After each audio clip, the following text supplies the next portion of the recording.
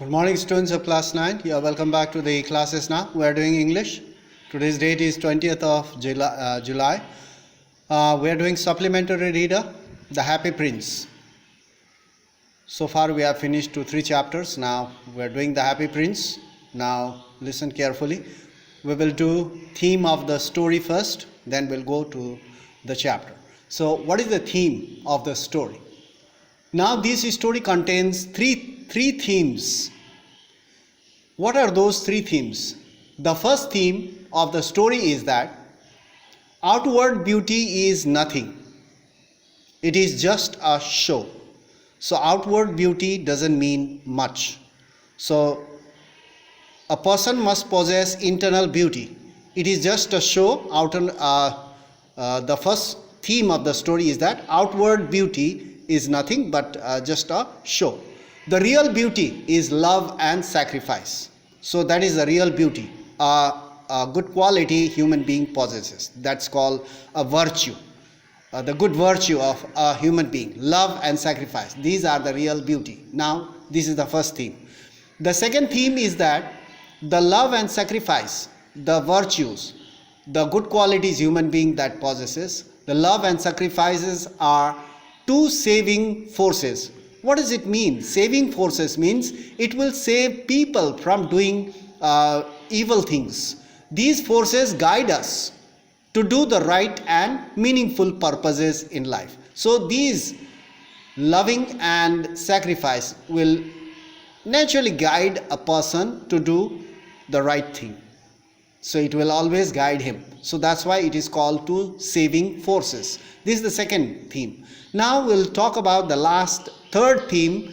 The last theme is that there is great gap between the rich and the poor. It is mentioned in the chapter that there is a great difference or a gap between the rich and the poor, the rulers and the masses. The rulers means the people who have got the power or who have got high status or position in the government, or the kings and ministers. You can see that the rulers and the masses. Masses means the citizens or the general public.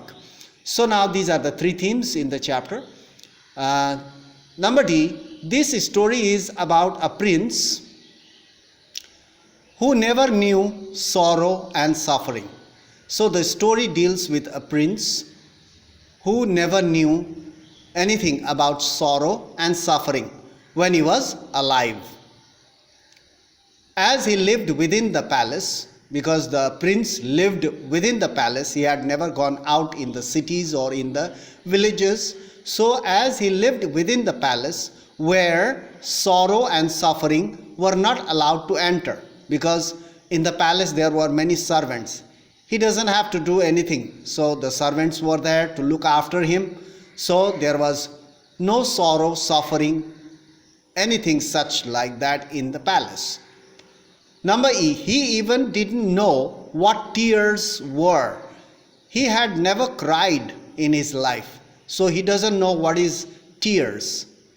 What are tears? He didn't know what tears were. He always remained happy in the palace.